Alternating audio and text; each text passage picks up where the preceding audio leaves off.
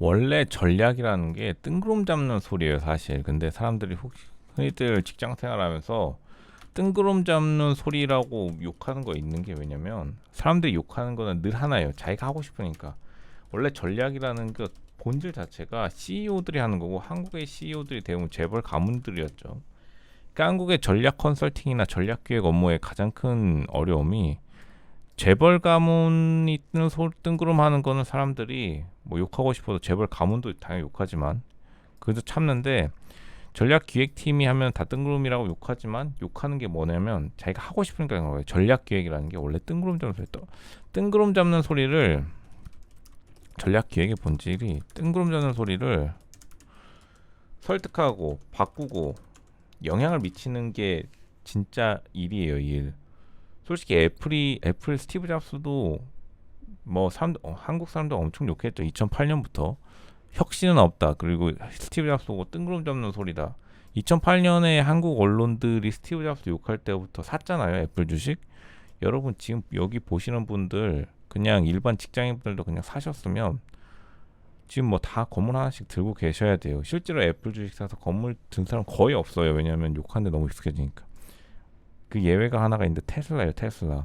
테슬라는 사람들이 욕했는데 한번 떨어지다가 사람들이 칭찬할 때 그냥 오르는 바람에 거기에 타가지고 테슬라로 부자 된 사람 많거든요, 한국에.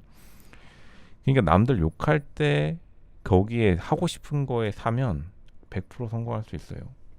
금리 결정 전에 증시가 하락했는데, 미국 증시가 연준 금리 결정 수요일, BOE는 목요일로 예정되어 있는데 봐야겠죠. 투자자들을 실망시키면서 싹그린, 속젠, 소시에테제너럴, 이건 뭐 다른 그냥 은행 이야기고, 연준 금리 결정을 앞두고 사람들이 조금 하락을 하고 있는데, 보시면 뭐 소시에테제너럴, 이거는 프랑스 은행인데 상업은행 투자은행에 투자 뭐 약간 전략 실패로 이렇게 된 것 같고요. 8.4% 줄어들 급락했다 하네요. 지금 가장 중요한 건 이제 연준 전망인데, 연준 전망이 한 차례 더 금리를 단행하고 내년에는 이전 예상보다 더 오랫동안 최고 수준으로 유지할 것으로 전망했었는데 모르죠. 최근 연준 연사들은 리스크의 양면성을 띠고 있다 언급하며 신중하게 진행할 것, 다소 신중한 어조를 취하고 있다. 연준은 추가 긴축 가능성을 열어두고 싶어 하겠지만, 근데 실제로 회복세를 보인다 하더라도 이미 그 금리 인플레이션이 이미 냉각되고 있고, 그리고 고용이 좀 감소되고 있기 때문에 인상을 하더라도 거의 이번 인상이 마지막이고, 동결 아니면 장기 추세는 하락이라 봐야죠. 쉐보론은 지난주 고장을 일으킨 뭐 그리고 왔다 갔다 하는데, 뭐 사실상 무슨 결국에 미국 연준에 대한 전략적 방향성도 솔직히 연설 읽고 때려 맞추기이기 때문에, 유럽 중앙은행이 지금 금리를 이제 더 이상 못 올리겠다고 한 항복 선언이 있었는데, 갑자기 미국 연준이 혼자서 그 쏘아 올리는 것도 좀 이상하긴 하죠. 아무리 미국이 슈퍼파워를 하더라도.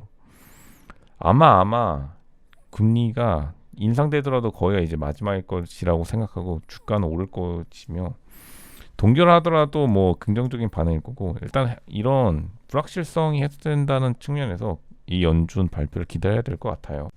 이제 미국 인플레이션이 계속 둔화될 것으로 예상되는 것 가운데 중고차 가격이 이제 완화가 있네요. 급격히 감소. 렌트 비용이랑 중고차 가격이 완화되고 있고, 렌트 비용이 완화되고 있어서 사람들 대부분이 이제 슬슬 인플레이션 둔화를 예측하고 있어요. 뭐 여기는 이제 얼마 늘어진 상관없다고 하는데, 소득 증가. 지난 한 해 동안 렌트 비용이 상당히 급격히 감소하는 것을 목격했습니다. CNN 발이고, 대부분 사람들이 이번에 중고차 굉장히 많이 올랐었죠. 인플레이션 기간 때 굉장히 많이 올랐던 이 중고차 가격. 왜냐하면 신차 출고가 잘 안 되는 것도 있었지만 중고차 가격들이 이제 조금 나아지면서 완화된 모습을 보인다, 이렇게 파악하고, 실제적으로 수치가 아닌 체감 중고차 가격도 요즘 많이 싸졌다는 신호가 여기저기서 들리면서 중고차 가격 하락으로 본 인플레이션 둔화 볼 수 있죠. 근데 일단 밥값은 좀 안 싸지긴 했는데 그건 좀 유감이긴 해요. 바이든 2024에 대한 민주당 최고 지도부의 낙관론이 유권자들의 우려와 충돌했는데, 이제 대부분의 사람들이 바이든이 이기가 힘들다라고 점치고 있는데, 민주당 지도부는 솔직히 말해서 민망하기도 하고 없애자고 하기도 그렇죠. 연인 여론조사에서 민주당 유권자들은 바이든 전 부통령의 연임 도전에 대해 우려를 표명하고 있는데, 그렇다고 해서 카말라 해리스 부통령을 전면에 내세우기도 연설을 너무 못하기 때문에 후계자가 없어요. 민주당에서 누가 나와도 사실 그나마 바이든이 가장 나은 게 지금 최근의 문제이긴 해요. 민주당에 바이든 대통령이 재선 캠페인에 박차를 가하는 가운데 압도적으로 단합된 민주당 지도자들과 그가 최선의 선택인지에 대해 지속적인 의구심을 품고 있는 당내 일반 유권자들 사이에 현저한 분열이 나타나면서 바이든 후보의 강점이 시험대에 오르고 있습니다. 근데 최고 문제는 다른 후보들이 바이든 대통령만큼 강하지도 않다는 거. 그나마 바이든이 가장 나은 것도 사실이에요. 4년 더 버틸 수 있을까요? 4년 버티기 힘들죠. 당선되더라도 문제인데, 그렇다고 해서 민주당이 인물이 너무 없기 때문에 정치 두 번째 임기에 대한 대통령의 전망에 대해 걱정한다고 말했습니다. 당연하죠. 당선돼도 문제죠. 나이가 꽤 많아 4년 뒤에 어떤 모습일지 궁금합니다. 34대 피터슨 씨가 말합니다. 저는 이사가 아닙니다. 제가 본 것만 알아요. 이제 우회적으로 이제 비판하는 건데, 바이든 대통령이 되게 막 갑자기 쓰러지고 약간 약한 모습을 많이 보여줘서 사람들이 걱정이 커지고 있고, 또 그런 것들에 대한 의구심을 증폭시키는 말이나 이렇게 민첩성이 좀 떨어지기 때문에 어쩔 수 없는 것 같아요. 지금 어차피 한국뿐만 아니라 세계 인구도 하락세를 면치 못하고 있어요. 세계 인구는 여러분의 뉴욕타임즈 생애 정점을 닿을 수 있습니다. 그 다음에 어떤 일이 날까요? 당연히 뭐 하락하는 거죠. 지난 2세기 동안 전 세계 인구는 계속 증가했는데 이거 보세요. 쭉 가다가 하락. 아마 우리가 지금 가장 많은 인구를 차지하고 있는 역사적 세대일 수도 있고, 앞으로 내려가면서 이제 하락하는 거죠. 뭐 우주 세대가 나오지 않는 이상 2085년까지는 100억 인구가 달성될 것 같고, 사람들이 이제 오래 사니까요. 보시면 쭉쭉 내려가면 이제 급 하락세가 나오는데, 뭐 더 올라갈 수도 있고요. 뭐 우주 세계로 나가면 전 세계가 오늘날 미국의 출산율을 가진다면 이렇게 되고, 기타 가능 시나리오 더 날카로운 건 한국이겠죠. 미국은 한국보다 출산율이 높으니까. 어쨌든 지금 대부분의 인구학자들은 2100년까지만 내다보기 때문에 그 이후에 인구가 얼마나 빨리 감소할지에 대한 합의가 이루어지지 않고 있습니다. 지난 100년 동안 전 세계 인구는 20억 명에서 80억 명으로 4배 증가인데, 현재 대부분의 국가에서 흔히 볼 수 있듯이 사람들이 소규모 가족을 선택하는 등 지금 같은 생활 방식을 계속한다면 22세기 또는 23세기 인구 감소는 증가만큼 가파르게 진행될 수 있습니다. 인구가 감소될 수밖에 없는 것에 이제 다가갔다 이렇게 파악되고, 보시면은 인도, 중국, 나이지리아, 말리, 와 이렇게 많이 나오시는 분도 있지만 대부분 다 이제 이렇게 쫓겨나는, 홍콩도 0.7이네요.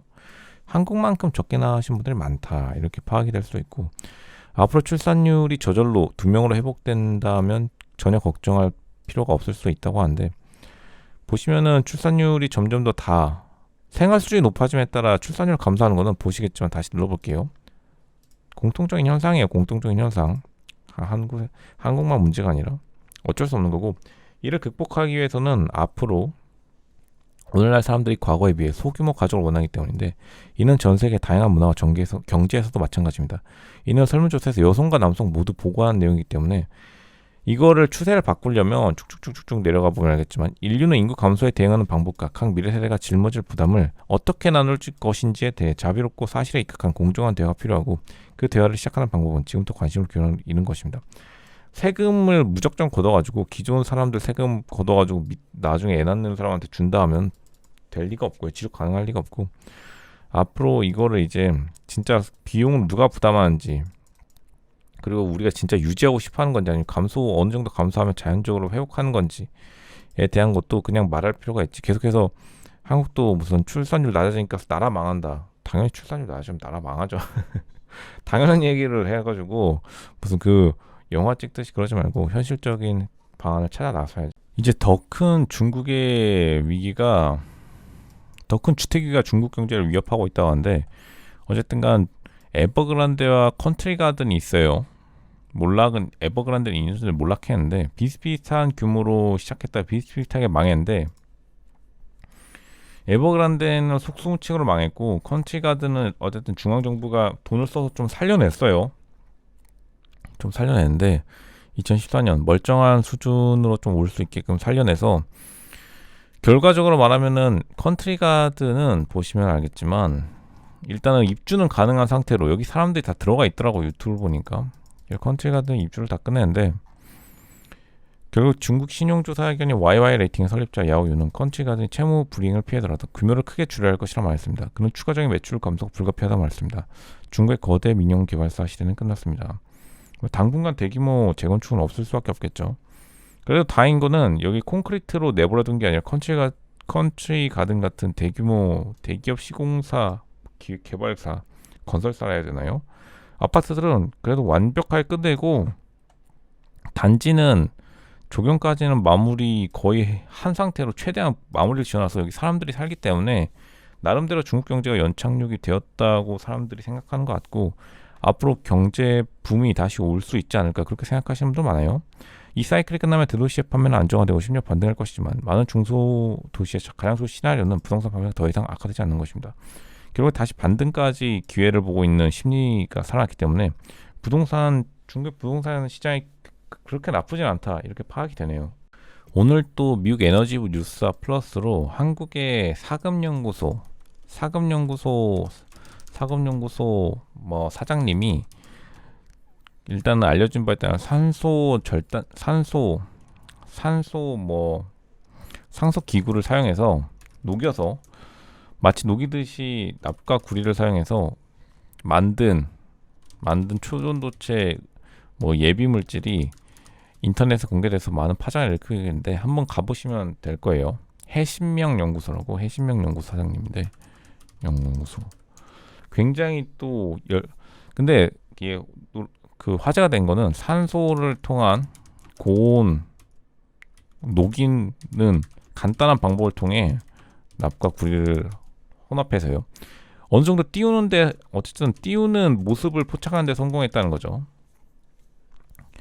결국은 이러한 지금 관심을 통해 다시 한번 한국에서 초전도체 재현을 하신 분이 많이 없는데 이분이 생각보다 간단한 방법으로 일단은 보이는 것에 성공함으로써 반쯤 떠 있는 것에 사람들의 관심이 다시 한번 고조되고 있다. 이렇게 간단하게 이해하시면 될 것 같아요. 고객으로부터 정직하고 실질적인 피드백을 받는 방법은 사실 없어요. 고객들이 특히 한국 같은 경우에 그냥 안아버려요. 아시겠지만 그냥 말 안 하고 그 사람은 다시 안 찾거나 그 제품을 다시 안 찾잖아요. 정직하고 실질적인 피드백을 받는 방법을 솔직히 알고 있어. 그리고 나이 먹으면 어느 정도 고객이 자기를 싫어하는지 안 싫어하는지 이 제품이 후진지 안 후진지 다 알고 있잖아요. 단지 말만 안 할 뿐이지. 그러면 자기의 직감을 믿는 게 가장 직방이고 고객한테 물어보면 솔직히 싸우자는 거죠. 어떤 분은 제가 또 이런 일이 있었어요. 고객한테 피드백하니까 어떤 분이 기분이 나쁘잖아요. 그러니까 고객한테 화내듯이 고객도 아니야. 고객이긴 한데 그 고객이 아니라 그러니까 상대방도 임직원이에요. 부장, 차장, 과장 이런 사람한테 가가지고 제 퍼포먼스가 어땠죠? 따지듯이 물는 거예요. 그러니까 너 책임이다 이 자식아 이렇게. 그런 과장이 그 열심히 하셨죠 하지만 속으로는 너랑 이제 끝이다 이상한 사람 아니야. 그리고 이 사람 와가지고 자기는 이제 피드백을 받았으니까 자기 잘못 아니라고 얘기하는 거죠. 그러니까 모든 게 변명으로 돼서 안 되고 지금 생각해도 웃긴데 당연히 해외도 마찬가지로 피드백이 가장 받기 싫죠. 그러니까 누가 피드백 주기 전에 빨리 고치는 게 최선이에요. 피드백을 구하고 다녀서 안 돼요. 그러니까 교과서에는 피드백을 구하세요라고 하지만 피드백 구할 정도면 이제 일이 심각한 거야. 엔진 경고등 뜬 거야. 미리미리 엔진 오일 갈아야 되는데 솔직히 엔진 경고등 뜨는 사람 대부분이 그냥 막 8000rpm 쏴 밟고 그냥 자동차 관리로 따지면 쏴 밟는 거 좋은데 그러면서도 엔진 오일은 또 싸구려로 갈고 그럼 언젠가 엔진이 문제 생긴 건지 솔직히 알아. 근데 이제 부정하고 싶은 거지. 똑같이 피드백도 솔직히 자기가 왜 그런지 다 알아. 뭐든지 자기 뭐 스펙이 문제건 말투가 문제건 인맥이 문제건 뭐 지능이 문제건 뭔가를 개선해야 되는 거 아는데 고객한테 떠미루는 거죠. 야 너가 알아서 해라 이러고. 그래서 나중에 이제 고객이 떠나가면 그때서야 나는 피드백을 받았는데 다 고치지는 않죠. 변명하는 건데 피드백을 받기 전에 무조건 먼저 고쳐야 돼. 피드백 나오면 끝났다면 피드백이 나왔다 그럼 끝났다고 보면 돼요. 특히나 대한민국에선 더 고객의 피드백이라는 소리 나오면서 끝났다 여러분은. 그러니까 그냥 바로 죄송합니다부터 그냥 하세요. 거기다 따지러 들면 안 돼요. 이제 미국 아이오와 대학교에서 LK99에 대한 논문이 계속해서 올라오고 있는데 수수께끼 해독이라는 이러한 발견은 LK99의 구조적 및 전자적 특성을 이해하는 데 중요하며 고초전대체 개발에 전략적 나침반을 제공합니다. 알게 모르게 수수께끼를 푼다라는 느낌으로 미국의 초원도 연구는 진행되고 있고 초원도 연구는 진행되고 있고 되게 또 긍정적인 방향으로 자신의 논문적 완성도를 높이면서 굉장히 미국은 조용히 있다가 하나씩 올리는 아이오와 주립대의 논문이 계속해서 올라오는데 이제부터 미국 같은 경우도 혹시 자기가 이제 기여도를 높일 수 있는 방법을 찾기 위해서 어떻게 보면은 완성도를 끝까지 높인 다음에 조용히 게재하는 방식을 쓰고 있는 것 같아요. 이제 평가는 나중에 하더라도요. 현재 이렇게 지금 LK99에 대한 미국 측의 논문이 갑자기 폭발적으로 증가하면서 미국 측 논문이 폭발적이나 조용히 게재되는 수가 증가하면서 곧 이제 APL 머테리얼즈의 행방, APL 머테리얼즈가 언제 게시할 것인지에 대한 행방에 대한 관심이 더욱더 고조되고 있다 이렇게 판단이 되네요. 최근에 상담을 하다 보면 완벽한 커리어 계획에 집착하시는 분들 되게 많은데 예를 들어서 뭐 엄청 빠르게 좋은 대학, 빠르게 뭐 로스쿨 혹은 빠르게 좋은 대학, 빠르게 어디 뭐 맥킨지 이런 데나 혹시 빠른 졸업 그 다음에 바로 의대 이렇게 하는데 의대는 좀 다를지 몰라도 의대도 왜냐면 체력이 중요하니까요. 그렇지 않고서 직장 생활에 대해서 그렇게 또 집착하지 않아도 자기가 어느 정도 실력만 계속 발휘한다면 솔직히 문제는 없어요. 그러니까 사실 이게 가장 그 커리어 계획이라는 게 솔직히 약간 과대평가되긴 했어요. 우리가 알고 있다고 생각했던 길을 빠르게 무너지고 있습니다. 이제는 앞서 나가는 것에 다르게 생각해야 될 때입니다. 맞죠? 학위를 받고 취업 제안을 받고 청승진을 하세요. 그 다음에는요. 예를 들어서 대리, 과장, 차장, 부장인데 요즘에는 뭐 한 기업에서도 이렇게 할 수도 있겠지만 대리, 과장, 그다음 팀장 바로 되는 경우도 있고 바로 팀장으로 시작하는 경우도 꽤 많아요. 물론 이제 나이가 너무 낮으면 팀장 잘 안 시켜주는데 그래도 불구하고 자기가 잘났다면 팀장으로부터 시작해서 잘하면 그냥 바로 임원 가는 경우도 많고 결국 축소된 파트너십 로펌부터가 그런데 로펌이 되게 딱딱한 구조인데 로펌부터가 이제 성과급 구조로 바뀌면서 뭐 나쁜 성과급이 아니라 좋은 성과급이요. 기대했던 승급은 손에 잡히지 않는 것처럼 느껴졌는데요. 어쨌든 꾸준히 발전할 수 있는 시스템에 대한 약속은 이제 허울일 뿐인 경우가 많기 때문에 최근에는 그냥 개인의 역량에 따라 팀장 달아주고 과장 달아주고 차장 달아주고 이게 더 많은 것 같아요. 그 다음은 뛰어난 발표자나 결단력 있는 리더일 수도 있는데 스스로에게 좀 솔직해지고 뭐 명문대 입학 이것도 되게 중요한데 명문대 입학이 사실 꽤 중요해요. 요즘 같은 경우 왜냐면 이직이 활발하니까. 그래서 그는 정해진 길에 너무 근데 그렇다고 해서 정해진 길에 너무 집착할 필요는 없어요. 그것 때문에 스트레스를 받으면 좋은데 받지 않으면 좋은데 받아도 어느 정도 그냥 흘러 넘기는 그러한 재주가 있으면 좋을 것 같고 새로운 기술 시대도 그는 대기업에서 7년 이상 근무했고 이직하지 않을 계획이었는데 이런 분들 되게 드문데 공공부문으로 그것도 이직하는 거 공공부문 뭐 전미경제연구소 모두가 궁금해하는 질문 이게 나를 위해 마련된 일인데 내가 원하는 일이 맞나 근데 일은 약간 조금 일에 대한 기대치를 낮추고 자신에 대한 자신감을 높이면 어느 정도 다 해결되긴 해요. 대부분 제가 상담을 많이 해드리는데 자신에 대한 자신감이 낮은 경우가 되게 많아요. 그러니까 어떤 직업을 여러분이 가진다 해서 여러분의 자신감이 올라갈 확률은 되게 적어요. 제가 아시는 분도 알겠지만 노가다해서 지금 사장님 되신 분도 되게 많거든요. 물론 이제 그분들은 이제 단순 노가다가 아니라 어렸을 때부터 이제 배우려고 한 다음에 빠르게 승진한 경우인데 뭐 인력 사무소를 열거나요. 그런 식으로 해서 자신이 돈을 벌면 약간 장땡 약간 이런 뭐라 그러죠? 마음 편함을 가지는 것도 좋아요. 굳이 뭐 스트레스 받는 기분. 사실 구글 반독점 재판은 인공지능의 미래에 관한 문제이기도 한데 인공지능의 미래가 이번 반독점 재판에 달리긴 했어요. 왜냐하면 독점이라는 게 데이터를 독점하고 있긴 하죠. 구글이. 지난주 시작된 구글 반독점 재판은 표면적으로는 지난 20년 동안 구글이 다른 회사와 맺은 일련의 거래, 즉 과거에 초점을 맞추고 있지만 이 사건의 검찰은 구글이 다른 기업이 온라인 검색 시장에서 발판을 마련하지 못하도록 삼성과 애플에 수십억 달러를 불법적으로 지불했다고 주장하고 있는 거죠. 다른 기업이. 그러니까 구글이 메인 그 검색 엔진으로 삼성과 애플 핸드폰 보면 구글이 가장 검색되고 있는 거죠. 이것 때문에 반독점이 걸렸는데 그러나 이 재판의 진정한 초점은 연방거래위원회에서 진행 중인 페이스북의 모회사인 메타에 대한 독점 혐의 재판과 마찬가지로 미래에 있습니다. 이 판결에 따라 향후 10년간 기술 경쟁을 지배하는 규칙이 사실상 정해질 것이며 여기에는 상용화된 인공지능과 아직 상상할 수 없는 새로운 기술에 대한 싸움도 포함될 것이기 때문입니다. 이제 인공지능이라는 게 빅데이터를 쭉 끌어 모은 다음에 주르륵 결과물을 내놓는 거잖아요. 만약 반독점법에 만약 불리하게 이번에 판결이 난다면 어떻게 할 거란 말이야. 그러면 집안에 있는 데이터로만 결과물을 내놓으면 사람들이 행복해할 리가 없잖아요.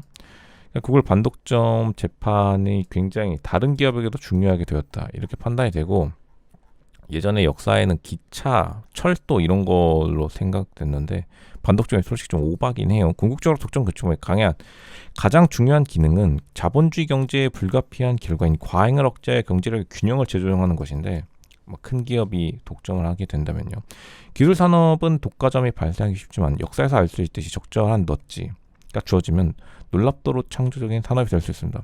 구글 기소의 요점, 구글을 해치는 것이 아니라 구글이 차세대 기술자와 그들의 꿈을 위해 길을 열도록 하는 것이라고 하는데, 뉴욕타임즈 가니까 일단 첫 번째로 시류가 좀 떨어지고, 캘리포니아랑 뉴욕이랑 분위기가 다르잖아요. 구글은 캘리포니아 기업이고, 일단은 결국에는 그 특허가 사실 독점권이잖아요. 특허권을 안 인정해주면 AI를 발명할 이유가 없죠. 어느 누가 인류 미래의 발전을 위해서 당연히 AI를 개발해야 된다 다들 말하지만 일단 돈이 입금돼야지 AI를 개발하죠. 미국 자동차 노조가 기존의 플레이북을 버리고 기습 공격 파업 전략을 추진한 방법이, 이번에 새로 선출된 노조 지도자 숀 페인을 중심으로 새 부분에 공격적으로 하는 바람에 어쨌든 자동차 회사들이 기습 공격을 당했어요. 동시에 공격하는 표적 건배를 시작했지만 노동자에게 고르지 않은 고통을 안겨줄 위험이 있습니다. 월스트리트저널이고 어쨌든 성공적이긴 했어요. 이렇게 3번 다 같이 파업하는 거는 미국 역사상 거의 처음이라네요. 실제적으로 여름 내내 자동차 노조조합 고위관리들은 디트로이트 강이 내려다보이는 노조본부 회의실 30피트 높이 테이블에 모여 파업 전략 회의를 가져와줬는데, 자동차 회사들을 혼란에 빠뜨릴 수 있는 접근 방식을 만든 거죠. 결국에는 동시다발적으로 그 파업을 이끌어낸 데에 대해서 굉장히 또 효과적인 전략이었다. 어쨌든 노조 입장에서는 전통에서 벗어나기, 직접 지도자를 선출하는 시스템 아래 근소한 차이로 단성되는데, 이분이 사실 지지율은 많지 않은데 이번에 결국에는 이제 정치적 조직을 노조에 접목을 해서, 미국은 원래 정치적 노조가 그렇게 많지는 않은데 이번에 처음으로 꽤 적극적으로 정치적 조직을 한 거죠. 신입사원. 결국에는 디지털화된 조직화라고 해야 될까요? 그러니까 각자 다른 세 개의 자동차 근로자들이 동시에 다발적으로 파업하는 데 성공함으로써 새로운 직원들은 다른 관점을 가져왔고, 역사적으로 폐쇄적이고 고립된 조직이었던 UAW가 소셜미디어에서 더욱 투명하고 적극적으로 활동할 수 있도록 노력했습니다. 그리고 SNS의 성공이 이번에 성공에 기여했다고 월스트리트저널은 보고, 저도 어느 정도 이해가 되는 과정이 있어요. 그러니까 젊은 층이 자신의 또래들이 IT 직종에서 돈을 많이 받으니까 그러한 점이 조금 그 피해의식을 많이 불러왔죠. 결국엔 전미 자동차 노조 위원장이 21% 그 인상안을 4년간 21% 인상안을 거부함으로써 토요일 회담에서 인상 제안했었는데, 크라이슬러가 결국에는 21% 제안도 거부함으로써 쭉 파국으로 치닫고 있죠. 일단 4년간 40%가 요구였는데 4년간 21%도 굉장한 거죠. 그 점을 분명히 했고, 매력적인 제안에 노조가 거부한 것에 실망한 거죠. 결국에 이제 정치적으로 끌고 가려는 목적인 것 같은데, 하지만 노조에게 지금 불리한 게, 솔직히 오히려 이제 민심은 빅3 자동차 제조업체로 돌아왔어요. 어차피 로봇으로 대체하면 그때 장땡이기 때문에 결국 페인에 바르는 노조와 디트로이트 경영진이 여전히 멀리 떨어져 있다는 신호입니다. 경영진들이 쓸 수 있는 카드가 훨씬 더 많고, 민심이 떠나면 파업도 지속되기 어렵죠. 어차피 파업이라는 것도 정치적 행동 중에 하나이기 때문에 현재 어느 정도까지 갈 수 있을 거라 생각하는지 모르겠죠. 우리는 지지를 얻게 될 것입니다. 지지가 약해요. 근데 캘리포니아 이 작가 파업과 달리 지금 지지가 약하기 때문에 이 지지의 약세를 돌이키기에는 좀 애매하긴 해요. 결국에 전기차가 문제인데, 왜냐면 테슬라는 멀쩡하게 지금 근로자들이 일하고 있어서 테슬라랑 너무 비교되는 면이 있어서 실제로 겨울을 나지 못할 것이다, 이런 지금 추측이 대부분이다, 이렇게 파악이 되네요. 겨울을 지나지 못할 것이다, 이판 파업이. 그러니까 춥기도 하고요. 오늘 또 대단한 뉴스가 미국 에너지부 과학국에서 상온과 상업 열손 실업시 전기가 흐를 수 있는 전도체가 개발된다면 초전도체가 개발되는데 엄청난 뉴스가 될 것인데 버클리 연구소, 버클리랩에서 과학자들을 포함한 과학자들은 이 언론에서 다룬 바와 같이 발표의 진위 여부를 조사하고 있습니다. 이게 굉장히 큰 게 오늘 새벽에 올라왔는데 아시겠지만 링크드인 자체가 되게 오피셜한 자리라서 사람들의 좋아요도 굉장히 많이 찍혔어요. 그만큼. 그리고 굉장히 긍정적인 그 단어가 실렸는데 미국이 정부 기관이 이렇게 나서서 미국 에너지 부는 참고로 아르곤 연구소 모든 국공립 연구소의 재무를 담당하는 굉장히 큰 지역 중에 하나고 아시다시피 석유 수입도 관장하는 굉장히 예산을 많이 다루는 국가이기 때문에 정보를 다 가지고 있죠. 오늘 새벽에 이 발표 진위업을 조사하고 있다고 버클리 연구소와 이렇게 링크를 걸고 자신의 이거 샌프란시스코 지역 신문이더라고요. 근데 이렇게 하면서 사람들 관심이 없댔다. 이 정도로만 알면 될 것 같고 간단히 말해서 미국은 계속해서 조용히 진행하고 있었다라는 것이 세상에 알려지면서 이제 한국도 주식시장이 반응을 했어요. 긍정적으로. 우상향을 했죠. 최근에 월스트리트저널 또 MZ세대에 겨냥한 사설 굉장히 많이 쓰네요. 5시 이후에 완료. 근데 미국은 참고로 7시 출근도 되게 많아요. 그러니까 9시, 6시가 아니라 8시, 5시가 많죠. 7시, 5시도 많고. 퇴근 후 수다 떨고 싶은 사람은 없습니다. 사무실을 피하며 고객 회식 및 기타 퇴근 후 업무 모임은 더 많은 사람들이 집의 매력을 느끼면서 피치를 잃게 됩니다. 수다 떨고 싶은 사람은 없긴 하죠. 근데 이게 솔직히 사람 따라 다른 게 진짜 슈퍼스타가 같이 있다 그러면 당연히 수다 떨고 싶어 하죠. 근데 억지로 수다 떨고 싶어 하는 경우는 거의 없으니까요. 퇴근 후 사교 활동에 대한 인내심은 점점 줄어들고 있습니다. 해피아워, 러버치킨 회식, 의무적인 사무실 회식이 급증한 이유. 많은 직장인들이 5시에 퇴근한 엄격한 업무 방식을 채택하고 있습니다. 기업 이벤트 계획자들은 이미 가을 활동과 주말에 열리는 업무 관련 행사에 대해 반발에 직면하고 있단 말입니다.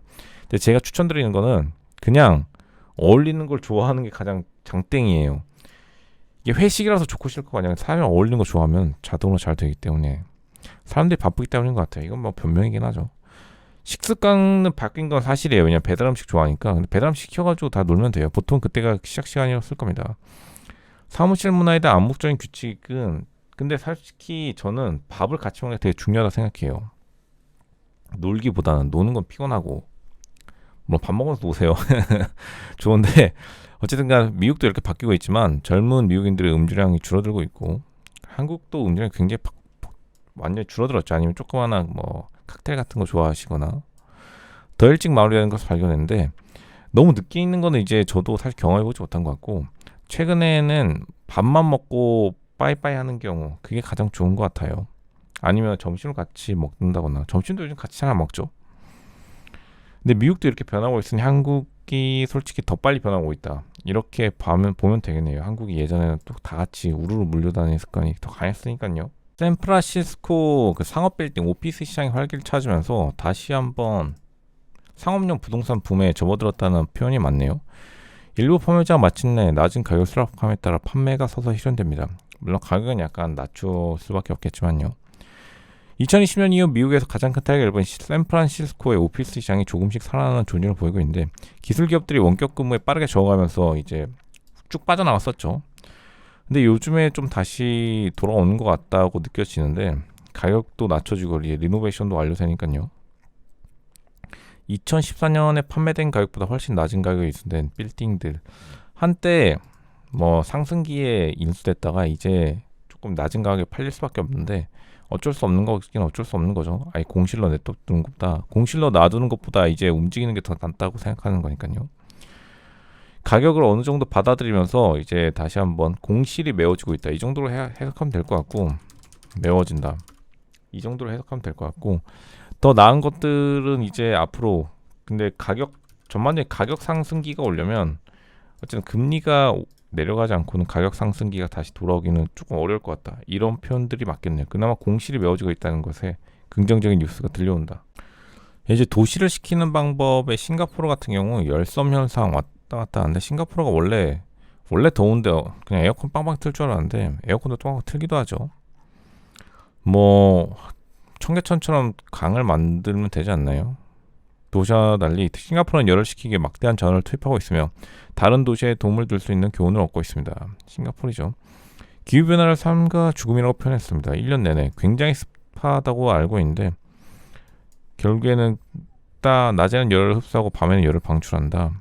열을 가두는 역할. 이렇게 해서 이제 열이 가둬져서 열섬 현상이 생기는데 이거를 조금 해결하기 위해서 딱 봐도 근데 싱가포르 건물들이 약간 넓어 보이긴 하네요. 공냉식으로 이렇게 바람을 쏘아 보줄 수 있게 약간 초록색이 많긴 하네요. 연못이랑. 근데 제가 듣기로는 싱가포르가 습도가 되게 심각하다 들었어요. 습도가 문제거든요. 페인트로 해가지고 이제 빛을 반사시킨다. 좋은 생각인 것 같고 도시 전체로 냉방 확장. 이렇게 보니까 또 멋지긴 하네요. 확실히 정원도 많이 있고 초록 정원. 약간 진짜 미래 도시 같아 보이는데 생각보다 싱가포르 경관이 꽤 괜찮네요. 이렇게 보니까 결국에는 열이 가는 것이랑 이제 바람이 통하는 바람 공기를 만드는 것을 핵심으로 하는 것 같은데 중간중간에 공원도 놓고요. 나쁘지 않네요. 기후변화에 대한 우리의 최우선의 개입이 다른 모든 이점을 가지고 있다는 것을 깨달은 순간 이곳에 있다는 것은 즐거운 놀라움입니다. 이렇게 말씀하시네요. 레크레이션 공간을 제공하며 홍수 예방에 도움이 됩니다. 근데 싱가포르가 이렇게 그린 초록 도시일 줄 몰랐는데 되게 좀 잘 보이는 것 같으니까 싱가포르에 대한 또 도시 계획에 있어서 한국이 조금 약간 아스팔트 같긴 하네요. 확실히 그나마 청계천이 좀 있긴 한데 청계천 말고도 이렇게 올림픽공원 같은 공간이 초록 공간이 조금 더 많이 생겨나면 좋겠네요. 이제 많은 실리콘밸리 기술 기업들의 성공 비결이 반드시 민첩한 스타트업이 아니라 관리를 잘하는 것도 중요해요. 대부분 그리고 관리 잘하는 것 동아리 같은 조직을 갖추고 있는 경우가 많아요. 미국식 문화가 아니라 한국도 흔히 말하는 동아리 활동이라고 하죠. 동아리 활동일수록 엘리트 회사에 할 경우가 많거든요. MIT 슬론 경영대학원의 수석 연구과학자인 앤드류 메가피에 따르면 비즈니스 리더는 괴짜처럼 생각해야 되지만 컴퓨터 기반의 고정관념이나 괴짜 방식, 그러니까 괴짜라고 하지만 솔직히 어느 정도 허용된 관습 이내에서 최대한의 자율성을 발휘하는 게 바로 뭐 성공적인 기술 기업의 일이죠. 근데 한국에 사실 기술 기업이 없죠. 냉정하게 말하면 다 베낀 건데 베꼈는데도 기술 기업이 없긴 해요. 이제야 조금 생긴 게 뭐 한 AI, 그러니까 그것도 네이버 안에 AI. 다른 것들은 기술 기업이라기엔 조금 애매하고요. 기술 기업은 있었는데 없었던 게 아니라 비즈니스 모델화한데 하면서 대부분 실패됐거나 자회사로 들어가서 네이버의 뭐 한 부서 혹은 카카오의 한 부서 자회사로 다 있죠. 나쁜 건 아닌데 미국처럼 기술 기업에게 투자를 많이 들어가는 게 또 그것도 아니고요. 배터리도 그렇고 배터리 업계도 사실 신기술이라고 할 수 있는데 사람들이 배터리에 대한 시선이 많이 엇갈리죠. 그렇기 때문에 그래도 한국도 꽤 경영을 잘하는 입장 중에 하나인데 물론 뭐 건설도 유명하지만요. 이 지금 MIT 경영대학원의 이 교수 말처럼 박사 과학자 말처럼 오히려 괴짜 같은 스타일이 경영자의 타입 맞고 얌전한 타입은 중간 관리자가 맞고 그 다음에 뭐 초급 관리자들은 일단은 이제 연습을 해서 상급 관리자로 올라간 연습을 하는 거죠.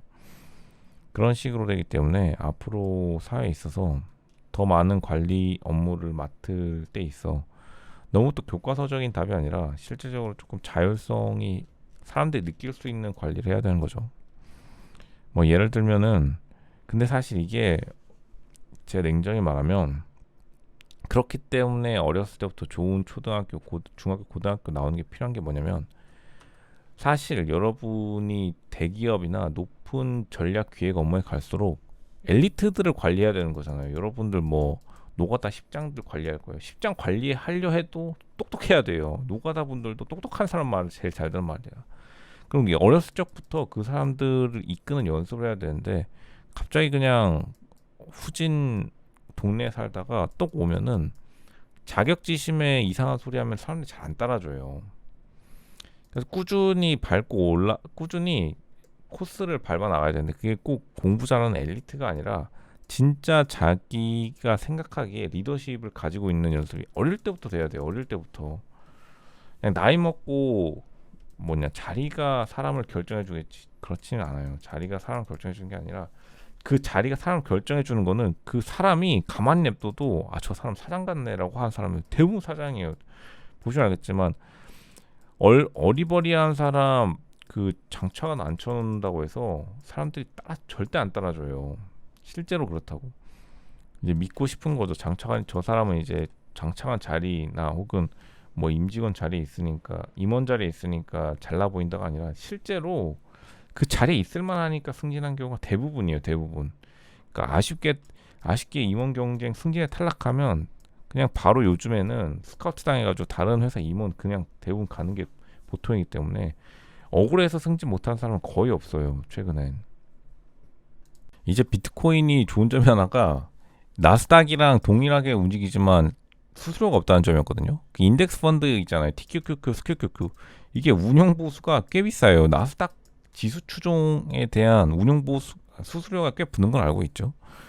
제로 비용 ETF를 향한 추진력이 있고 있는데, 근데 물론 이제 그 수수료가 수수료가 뭐 그렇게 비용이 그만큼 드는 건 사실이에요. 뭐 이것저것 하면은 합리적인 비용이긴 한데 그래도 좀 비싸긴 하죠.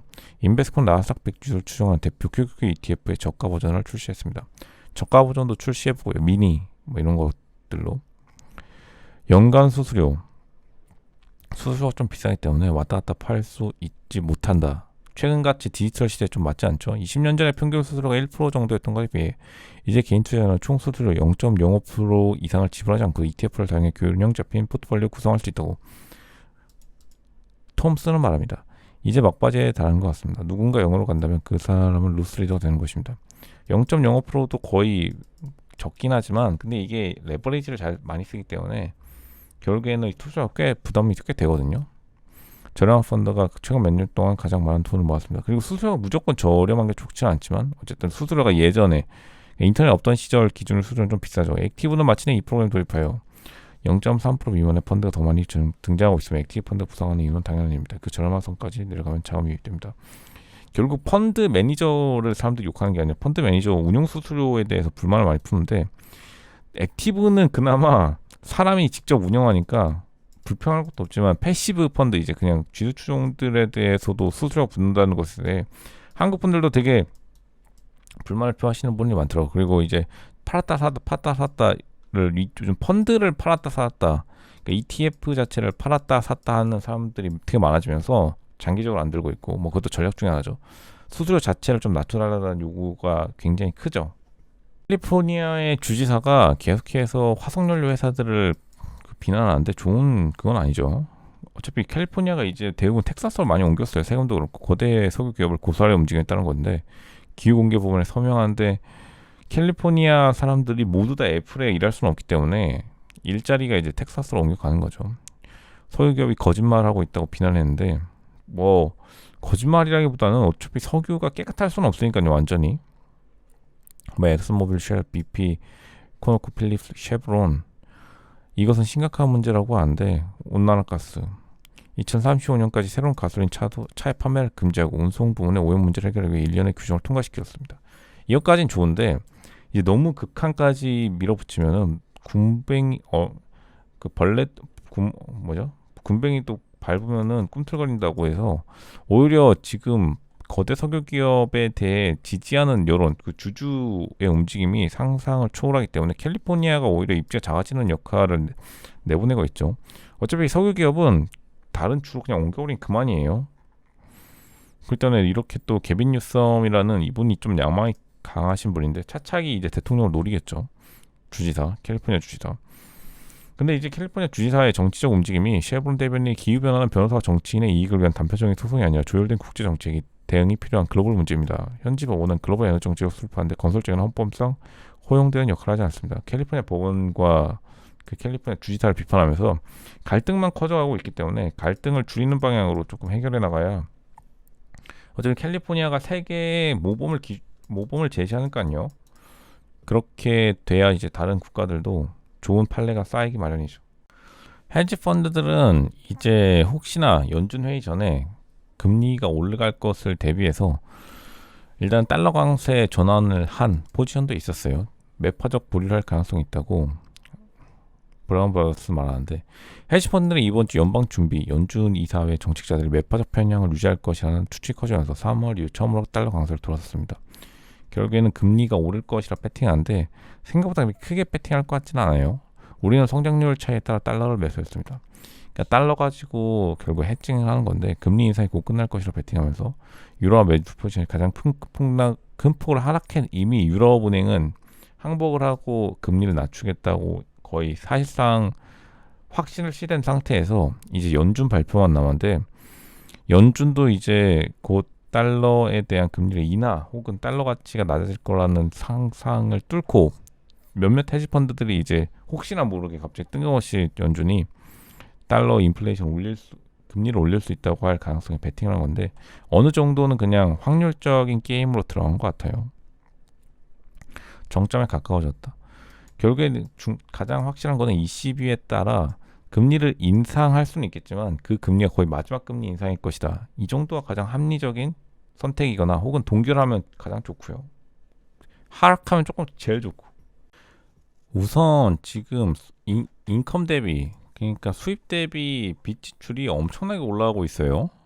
예전에 금융위기 때와 마찬가지로 소득은 그냥 어느 정도 일정한데 대부분 DTI, Debt to Income 이렇게 그 수준 대비 빚이 많아진다는 것 자체가 굉장한데 하우징 버블이라고 물음표를 찍어야 되겠죠. 근데 다시 한번 또 오르고 있어서 다시 한번 또 다시 빚이 급증하고 있는데 한국도 비슷하죠. 주담대가 지금 폭등하고 있으니 이런 상황을 어떻게 받아들여야 될지 사람들은 대부분 근데 에어비앤비라고 보시는 분들도 있더라고. 에어비앤비 뉴욕 같은 경우에 이거를 에어비앤비로 사람들이 개인들이 이제 사업자 등록을 해서 이걸로 사업하려고 빚을 많이 받는다고 하시는 분들이 있는데 근데 그렇다고 하기엔 너무나 광범위하게 빚을 많이 받았죠.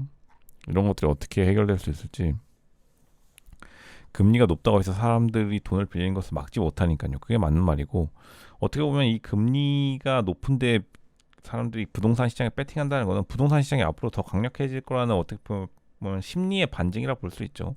그러니까 비싼 금리라도 받겠다라는 게 한국뿐 아니라 미국도 강하면서 앞으로 부동산 시장이 최소 3, 4년간은 랠리, 상승세를 이어갈 것이라 예상되네요. 프랑스가 인플레이션 싸움에서 연료 소매 업체가 원가 이하로 판매하도록 허용했다는 게 좀 웃긴데 세금으로 보존해주겠다는 건지 한번 보죠. 프랑스 정부는 가계의 인플레이션 압력을 막기 위한 노력의 일환으로 도로 연료를 원가 이하로 판매하는 소매 업체에 대한 금지 조치를 일시적으로 해제할 계획이라고.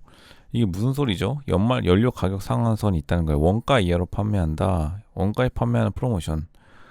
예전부터 원가 이하 판매 금지로 했기 때문에 연료 보조금 없이도 이제 프랑스 국민을 위한 가시적인 조치를 얻을 수 있을 것이다. 원가 이하, 슈링크플레이션, 가격 인하 없이 더 적은 수량을 판매하는 슈링크플레이션은 가격 급등으로 식품 소매업계 논란이 된 바가 있는데 뭐 당연하죠. 유류세 아마 보조금을 주니까 원가 이하로 판매해서 보조금을 타먹겠다 이런 것 같은데 유류세 인하 방안 그러니까 세금을 줄이지 않고 대신 뭐 판매는 너네가 좀 손해보고 보조금 그 대신 우리가 줄게 이러는 것 같아요. 파레징 프랑스가 좀 황당한 정책이 많은데 이번에도 좀 충격적이네요. 원가율 판매 이게 무슨 특별한 건지는 모르겠는데 어쨌든 간에 프랑스 사회에서는 되게 특별한 건가 봐요. 중국 데이터와 경기 부양책 이후로 유가 랠리를 연장하면서 금융 유가는 예상보다 양호한 경제 지표와 최대 수입국인 중국의 추가 부양책에 힘입어 상승하며 11월 이후 최고치를 기록했는데 중국도 이제 원래 유가 많이 쓰니까요. 중국도 상승하고 금요일 유가도 상승하면서 굉장히 또 중국 정유 처리량도 사상 최고치를 기록했죠. 여름철 여행 수요가 견조하고 수출 마진이 높기 때문에 가공업체들이 가동률을 높이기 위해 서두르면서 나타난 결과며 이번 정제 수치는 주요 산유국인 사우디아라비아와 러시아의 검산으로 올해 공급이 타이트하게 유지될지 시장이 가늠하려고 시도하는 가운데 나온 것이죠. 왜냐하면 러시아가 사우디가 지금 어느 정도 정치적 이해관계가 맞아떨어지기 때문에 감산한 건데 유가가 높아진 만큼 한쪽이 조금만 더 생산하거나 풀어도 금방 없어질 유가 상승 랠리긴 해요. 그렇기 때문에 미국 증시뿐만 아니라 한국 증시 상승세가 확대됐고 코스피도 엄청나게 올랐었죠. 금요일날에 중국 데이터 따른 투자 심리 개선 시장을 움직이는 요인은 이 정도로도 충분한 것 같아요. 어쨌든 중국이 살아난다면 거대 엔진이 다시 도는 거나 마찬가지죠. 중국 미완성 아파트에 부서진 꿈 산산조각난 가정 되게 불쌍하죠. 9월 12일 로이터가 중국 상시동 동천에 있는 가오티 웰니스 시티 단지 미완성 주거용 건물에서 로이터 통신과의 인터뷰에서 반응하고 있는데 굉장히 가슴 아프네요. 건설 노동자인 CTNU는 중국 북서부 산시성의 산업 도시에서 대대로 물려줄 수 있는 우수한 제품이라고 광고하는 분양 아파트를 구입했는데 결국엔 껍데기만 한 거죠. 물 마시거나 세수 양치를 거의 하지 않습니다. 그리고 대부분 다 물린 거죠. 엄청나게. 부동산에 물리면 되게 가슴 아픈데 그 미완성이니까 공사가 중단되고 돈은 내는데 이제 완성도 못 되는 거죠. 건설기를 지나 숫자니까 곧 새 집에 살게 될 것이라는데 평생 저축한 돈을 여기에 썼는데 이제 완공을 못하고 부동산 업자들이 파산한 거죠. 지금 미완성 주택이 많기 때문에 근데 사실 이런 게 많지는 않거든요. 그러니까 완성하고 난 다음에 미입주는 많아도 미완성은 많지 않은데 미완성 같은 경우에는 중간에 파산을 한 거죠. 사실 파산한 것 계속 팔렸다고 공사가 중단되는데 계속 팔렸는데 근데 이건 되게 특별한 사유긴 해요. 대부분 완성한 다음에 들어오지 못한 게 많은데 아마 마지막까지 돈을 못 차입한 거라고 봐야죠. 유령 도시도 아니고 공동 아파트. 결국에는 소규모 개발 업체에게 했던 분들은 이렇게 많은 피해를 입었다 이렇게 봐야겠네요. 거대 기업들은 그래도 가까스로 채무 불이행에 피하면서 어느 정도 입주는 되는데 아예 그냥 철근만 해놓고 도망친 기업도 많다 이렇게 보면 되겠네요. 2021년 아쉽게도 2020년까지 계속해서 진행이 어느 정도 되다가 2021년 들어서 완전히 그 중단됐다 이렇게 봐야겠네요. 최근에 암호화폐 시장 해킹이 있었는데 7천만 달러 꽤 컸거든요. 7천만 달러면은 꽤 컸죠. 한 1,000억 가까이 해킹이었는데 한번 봐야겠네요. 블록체인 분가 코인엑스였는데 1,000억 지갑이 해킹인데 그 회사를 해킹한 거죠. 도난당한 자금중 일부가 라자러스 그룹이 이전에 도난당한 자금을 세탁하는데 사용됐던 암호화폐 지갑 주소가 전송되었다 말하는데 대부분 북한 공간이 그때 연루되었다고 믿고 있죠. 중간 정도의 높은 신뢰. 북한은 맨날 빠지는 않는데 최근 작전을 강한 것으로 보이고 북한은 작년에 암호화폐 절대를 강화했으며 정교한 기술을 사용하여 2022년에 그 어느 해보다 더 많은 암호화폐를 훔친 것으로 지금 예상됐는데 사이버 공격을 사용한다고 비난받는. 근데 이게 그 유명한 북한 해커 3인조 중에 몇 명이 잡혀 들어가면서 실상이 알려졌죠. 근데 이분들이 되게 북한에서 해킹 실력이 굉장히 뛰어나다고 하는데 그 암호화폐뿐만 아니라 최근에 뭐 랜섬웨어 같은 곳에도 깊이 연루되어 있지 않나 이렇게 생각되는데 사실상 찾기는 쉽지 않다고 하네요. 이게 사람들이 북한을 그냥 방패막이로 하는 경우도 많아서 앞으로 이런 게 계속된다면은 북한이 또 사이버전이 강한 만큼 온갖 종류의 공격이 될 것이라고 예상이 어느 정도 되네요. 이제 유럽 중앙은행이 먼저 꼬리를 내리고 금리를 인하했어요. 금리 인하를 하겠다고 거의 확실시 돼가지고 자존심을 내려놓은 거죠. 유럽이 자기가 뭐라도 되느냐 금리를 빡빡 올리다가 경제가 박살나기 시작하니까 금리 빨리 내려야죠. 돈을 풀어야죠. 더 높은 금리의 장기화 신호에 도전하다가 결국 꼬리를 내렸는데 목요일 기준금리를 사상 최고치 4% 인상하긴 했는데 내년 인플레이션 전망치를 상향 조정했지만 유로존 경제가 침체기에 접어들면서 이번 인상이 마지막 될 가능성이 높다는 시를 보냈죠.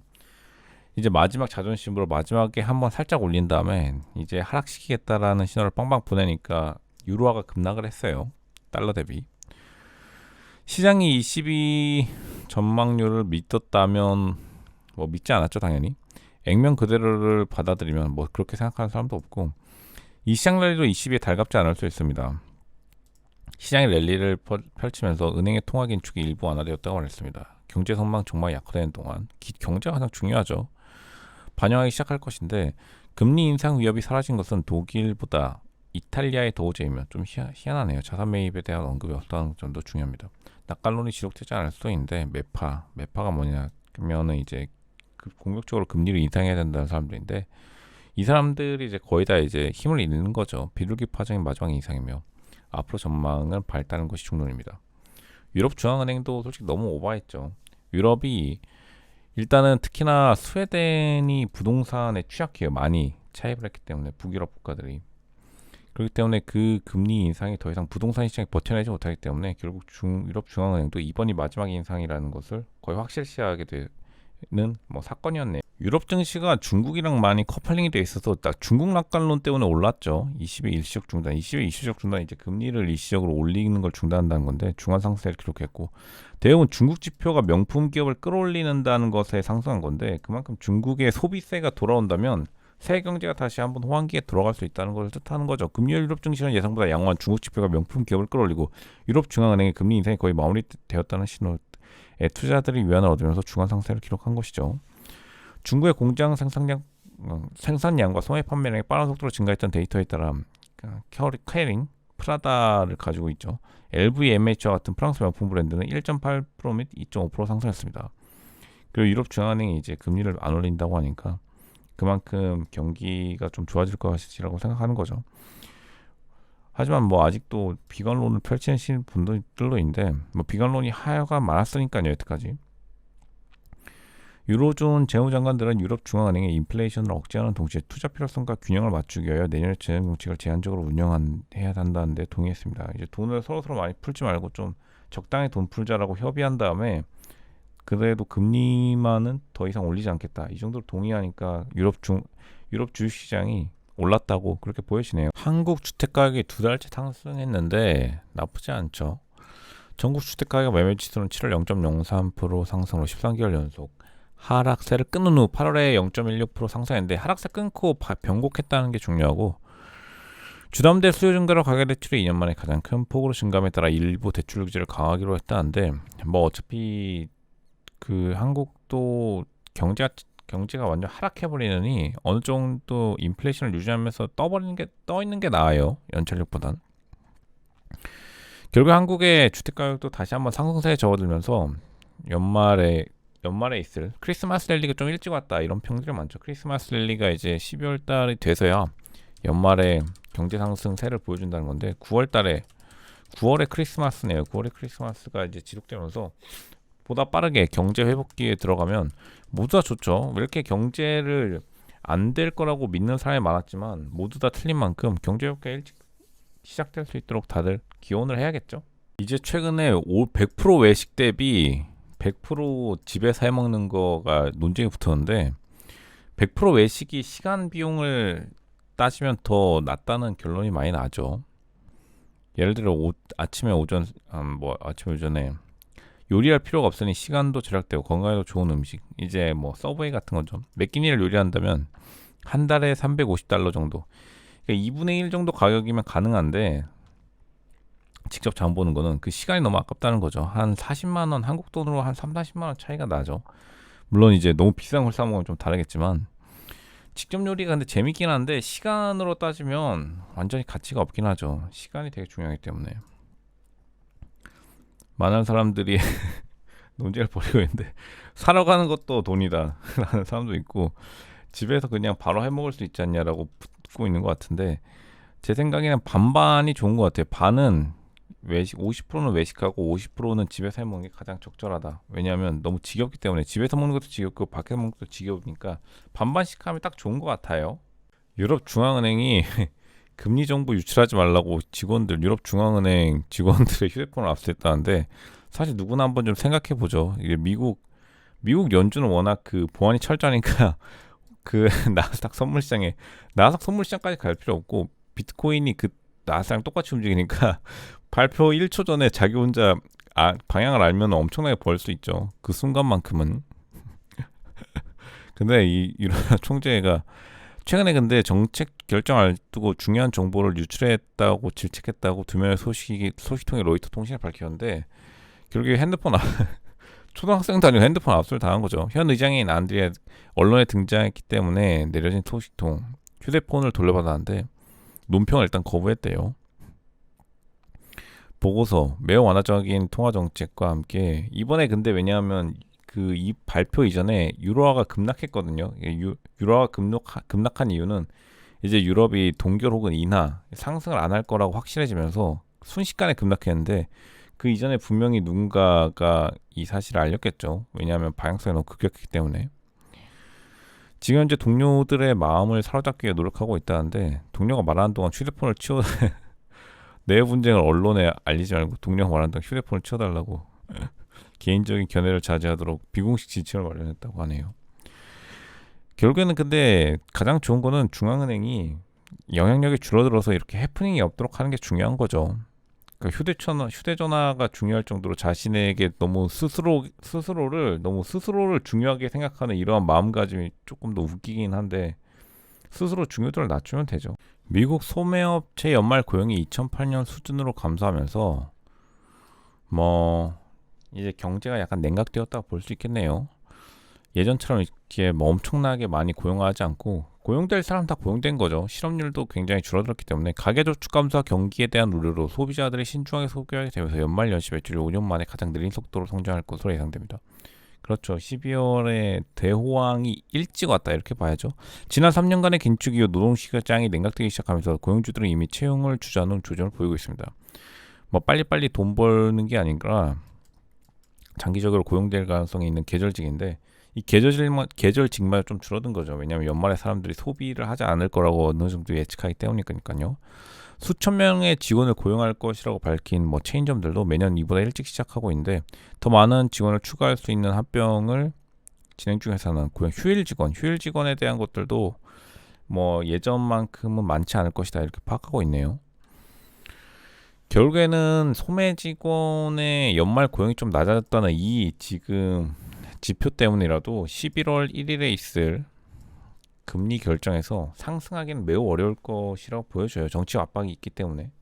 스웨덴 정부도 부동산으로부터 파생된 위험에 대해서 벗어나려고 좀 노력하고 있는데, 지난 몇 달 동안 스웨덴 정부는 북유럽 국가에 대한 신뢰를 떨어뜨린 부동산 위기를 극복하기 위해 메시지를 반복하며 노력해왔지만 국가는 그렇지 않죠.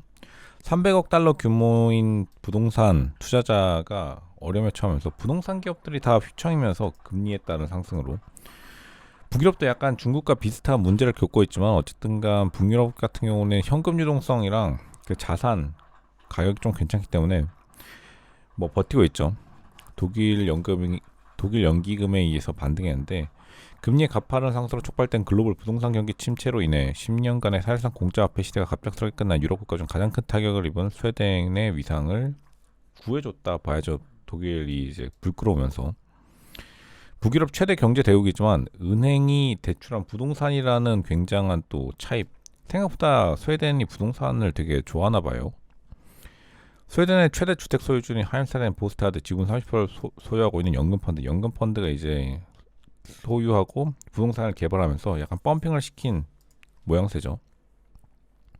부동산 위기가 확대됨에 따라 스웨덴 정부는 부동산 위기가 확 발생하지 않기를 바라면서 조치를 취할 준비를 하고 있는데, 뭐 계속해서 그 금리를 대출을 연장시켜주고 만기에 대한 이자 지원책을 지원하는 거죠. 정부는 공개적으로 위기를 축소해가지고 이게 다른 경제로 안 번져서 중국 같은 약간 최악의 위기를 안 벗어나도록 노력했는데, 생각보다 스웨덴이 괜찮게 지금 버틴 것 같아요. 그래도 가격은 약 10% 하락했지만 주택붐으로 인한 불평등을 조사한 즉 탐욕스러운 스웨덴. 최근까지 스웨덴 사람들 웃지 못할 돈으로 집값을 끌어올렸다. 고통스럽습니다. 그러니까 세계 아무리 사람들이 북유럽을 천사로 묘사해도 부동산 폭등기에 투자는 못 참죠. 결국 골드만삭스가 연준이 11월에 금리를 인상할 가능성이 낮다고 다시 한번 말했는데, 10월 30일, 11월 1일에 그 회의에서 금리를 인상할 가능성이 낮다는 거죠.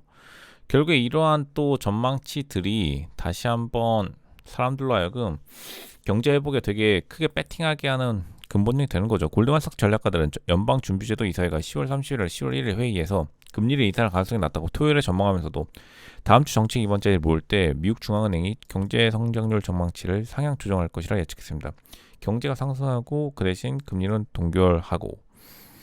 좋죠. 추가적인 노동시장 재조정, 인플레이션에 대한 더 나은 소식, 그리고 다가오는 4분기 성장 둔화 가능성에 더 많은 참가자들의 FOMC 연방공개시장위원회가 궁극적으로 올해 최종 이상을 포기할 수 있게 될 것이라고 확신하게 될 건데, 확신하게 되는 시점은 다음 주라는 거죠. 결국 골드만의 전략가들은 인플레이션이 계속 낮아지면 내년에 점진적인 금리 인하가 있을 수 있다고 덧붙이고, 추정률을 만약 금리가 오르지 않다고 확실해지면 추정치를 1%에서 2.1% 올릴 수 있다는 거죠. 결국에는 모두가 지금 연준이